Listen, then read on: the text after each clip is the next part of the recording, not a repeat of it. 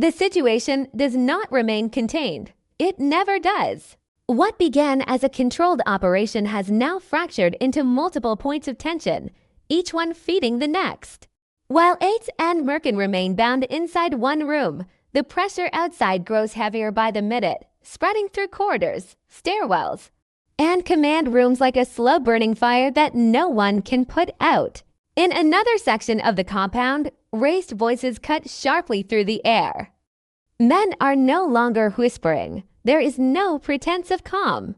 Weapons are openly visible now, rifles resting against shoulders, pistols drawn and held low but ready. The atmosphere is thick with mistrust. Someone reports sudden movement, too much of it, too many people shifting positions. Someone else says this was not how it was supposed to go. The plan was meant to be clean, efficient, silent. They were supposed to finish the job and disappear. Instead, everything is unraveling. One man says they were seconds away from taking Ates down when guests arrived. The word is spoken with venom. Merkin's name follows immediately, filled with disbelief and anger. How did she get there? Who let this happen? Someone curses loudly, kicking a chair aside, calling it a complete disaster. Orders begin flying rapidly, overlapping, contradicting each other. One voice cuts through the noise, sharp and absolute. If anyone moves, shoot. Fingers tighten on triggers. The room freezes, then vibrates with barely restrained violence. Another man demands to know who untied them, who interfered, who lost control of the situation. No one answers clearly. No one wants responsibility. Eyes dart from face to face. Trust evaporates. A voice suddenly rises above the chaos, raw with fury.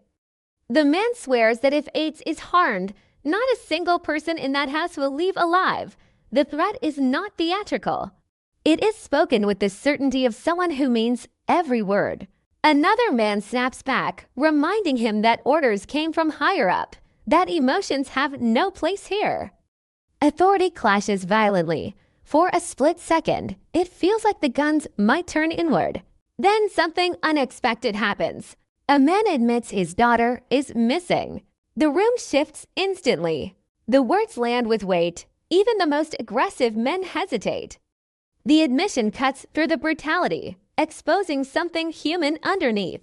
Fear, not strategic fear, not professional risk, but personal terror bleeds into the room.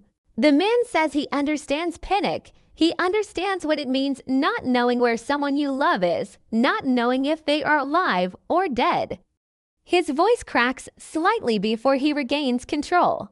But then his tone hardens again. Understanding does not mean forgiveness. Empathy does not mean weakness. He repeats the order. If anyone moves, shoot. Back in the room where Ates and Merkin are being held, the tension outside begins to bleed inward. Ates senses it immediately. The sounds have changed. There is impatience now, shorter voices, faster footsteps. Something is coming. He knows this moment. This is the narrow window where survival is still possible. He leans closer to Merkin, careful not to draw attention. His voice is low, controlled, stripped of emotion, not because he feels nothing, but because emotion would ruin everything. He tells her to listen carefully. There is no time for discussion, no room for argument. Merkin looks at him, fear shining opally in her eyes. She nods once. Ates lays out the plan with precision. When the opportunity comes, he will loosen the rope.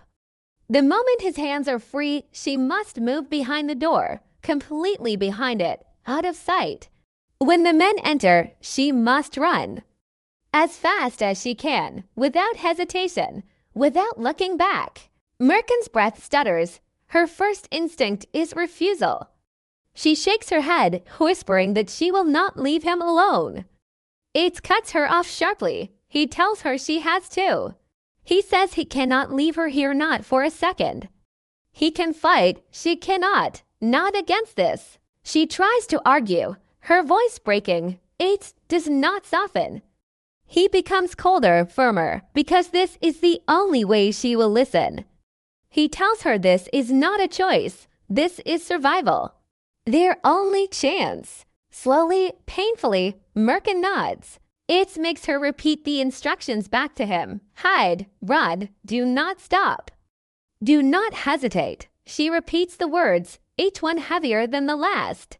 He watches her carefully, making sure she understands. This is the last time he can protect her with words. Then a phone rings. The sound slices through the tension like a blade. Somewhere nearby, someone answers it impatiently. Voices overlap, confusion spreads, a door opens. Footsteps approach quickly.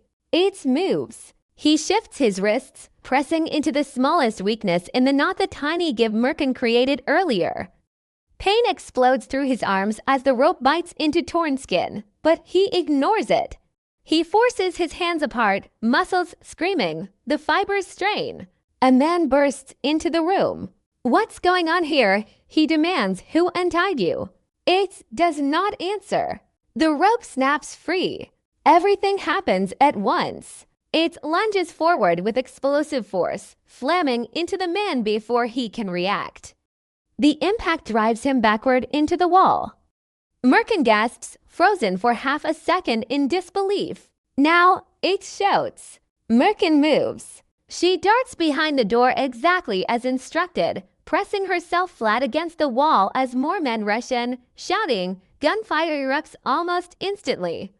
The sound is deafening. Bullets tear into walls. Dust fills the air. Someone screams. It becomes pure motion. He fights with brutal efficiency, fueled by adrenaline and rage. He disarms one man, slams another into the floor, grabs a weapon and fires without hesitation. There is no mercy in his movements. No wasted energy. This is survival stripped to its core. Merkin runs. The moment she sees an opening, she bolts, sprinting with everything she has. Her heart hammers violently in her chest. The world narrows to sound and motion. She hears shouting behind her, hears her name being yelled, hears footsteps pounding after her, but she does not slow. Pain explodes in her arm. She stumbles, nearly collapsing, but forces herself forward. The pain is sharp, burning, but distant. She bursts through a doorway, then another, breath tearing from her lungs. Behind her, Eats takes a hit as well. A bullet grazes him, ripping through flesh. He grunts but stays upright, pushing forward, firing back, drawing attention away from Merkin. They cross paths briefly in the chaos. Merkin stares at him, wide-eyed, disbelief etched across her face. Even now, she cannot reconcile the man she knew with the force in front of her. She blurts out a breathless, bitter remark about who she married. It almost laughs. They move again, faster, louder. The attackers regroup quickly. Shouts echo through the corridors. Someone yells that there is no escape, that they will hunt them down. Ates grabs Merkin's hand and pulls her close. He tells her they have to split up. If they stay together, they will be caught. Merkin refuses immediately, panic surging. Ates grips her shoulders, forcing her to look at him. He tells her to trust him. He tells her the only thing he wants, the only thing that matters is for her to survive. Softly, he calls her my flower. The words shatter her. Before she can respond, Ates pushes her toward a different path. He turns back, firing, drawing attention to himself. Merkin hesitates for a heartbeat, then runs. Behind her, the hunt intensifies. Orders ring out, don't stop, find them, kill them. Ates disappears into smoke and noise, bleeding, fighting, moving forward with relentless determination. Merkin runs until her lungs burn, until her legs threaten to give out. The escape is violent, messy, incomplete. But something has shifted. For the first time since she arrived, Merkin is no longer bound. And for the first time since the trap closed, Ates has turned the fear outward onto the men who believed they controlled him. The chase has begun.